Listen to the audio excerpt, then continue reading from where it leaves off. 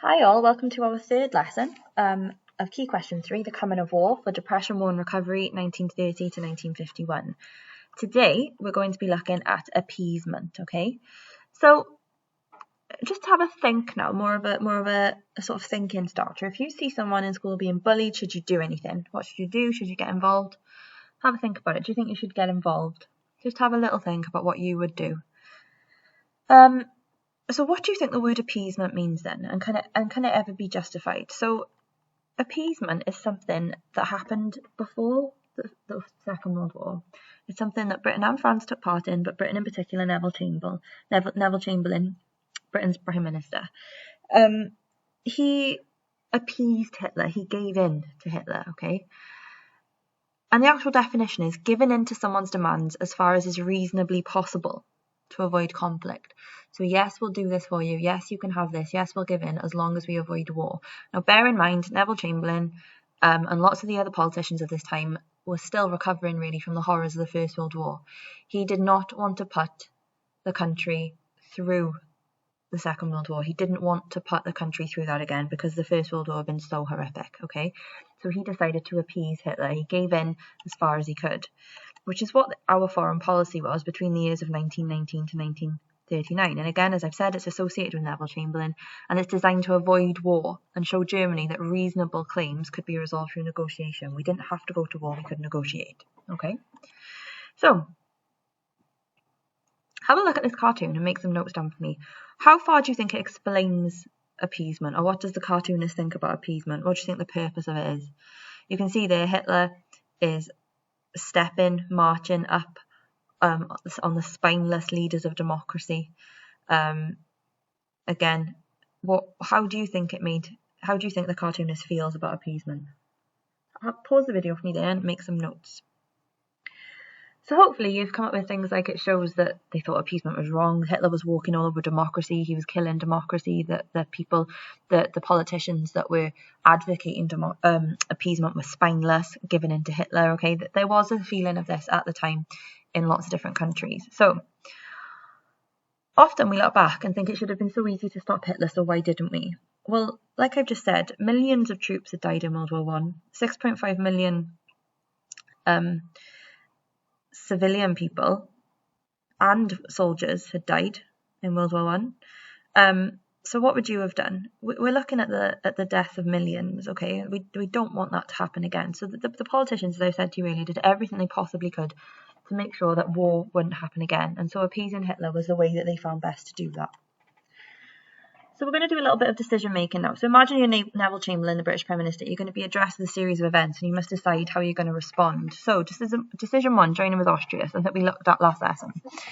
Hitler wanted to make Germany a great power again, and he wants to join together with their old ally Austria, which is banned under the Treaty of Versailles, as we discovered last lesson. The Chancellor agrees to Hitler's demands. On the 12th of March 1938, Nazi troops begin to march into Austria. Do we allow Hitler to continue with Anschluss with Austria? The Austrian people seem positive about it. Begin to think about rearming the country, but don't be too aggressive with Hitler, which makes Britain stronger. Start a world war with Hitler, even though you aren't strong militarily. Well, Chamberlain went for B. Okay, he wasn't too aggressive, but he does start to rearm. He does start to build up the country's army. Okay, but he doesn't really do anything to stop him. Marching into the Sudetenland. Before the Treaty of Versailles, Germany owned the Sudetenland, now part of Czechoslovakia. We looked at this last lesson. One of Hitler's main aims was to reunite all German-speaking people, and the majority was still German and demanded the Sudetenland back. Okay, so he's got Austria. Now he's going into the Sudetenland. So you can see the Sudetenland is this little area here. Okay, this little area here but did belong to Germany, but had been taken from them after the First World War. Lots of German-speaking people there. Okay. So what do? Do you allow Hitler to take the Sudetenland? After all, it's mostly German anyway. Agree to meet with Hitler to slow his aggressive policies and begin rearming the country. Allow Hitler to take the Sudetenland. Start a world war with Hitler even though you're not strong. So again, what Chamberlain does, he meets with Hitler, tries to slow him down, gives in to him, allows him to take the Sudetenland, but again begins to rearm the country. Okay. Decision 3, aggressive takeover of Czechoslovakia. The Sudetenland is allowed was allowed to become part of Germany. However, Hitler had to promise not to carry on with his aggressive action. So Hitler says, thank you, I'll take the Sudetenland, and I promise I won't be any more aggressive. Despite this, by March 1939, Hitler had marched and taken over parts of Czechoslovakia. Okay, so again, Czechoslovakia is a new country after World War I. It's formed after World War I, and Hitler marches in, only supposed to take the Sudetenland, but actually then marches down towards Slovakia as well and starts taking, which again, this country, you've got the Czech Republic and Slovakia now, but it was Czechoslovakia before this, okay? And Hitler marches down and takes them.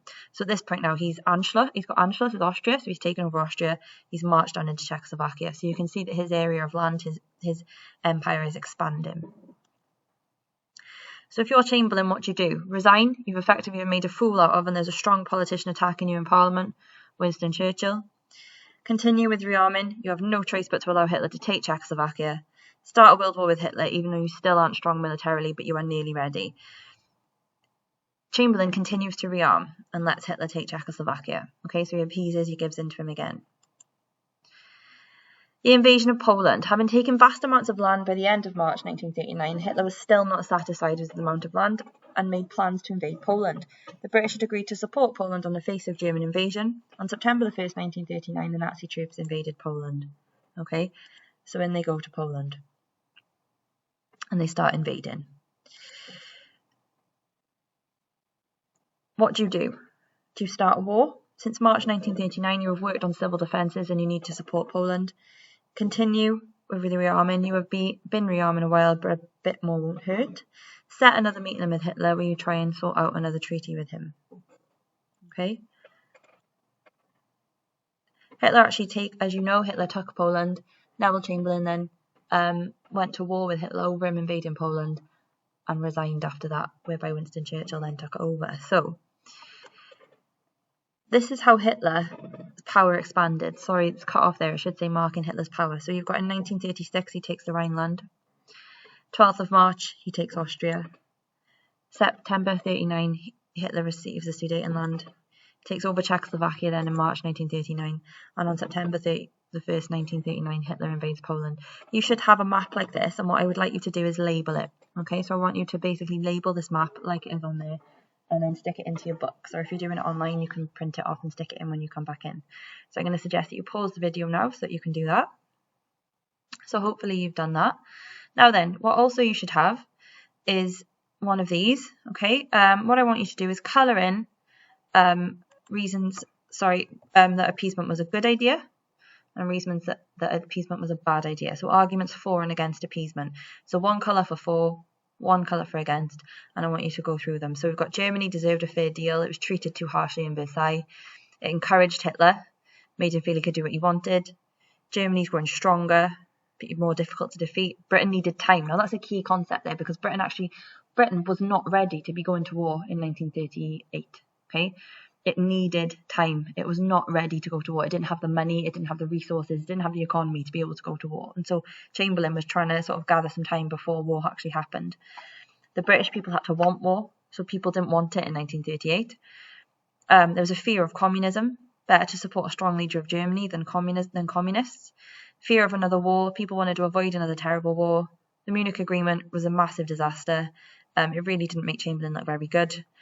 Appeasement scared the USSR, so the Soviets. When Britain and France did not stand up to Hitler, Russia became worried about German power and began thinking about deals with them.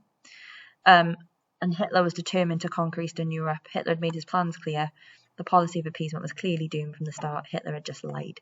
So arguments for appeasement, arguments against, one colour for each, thank you. I suggest that you pause the video.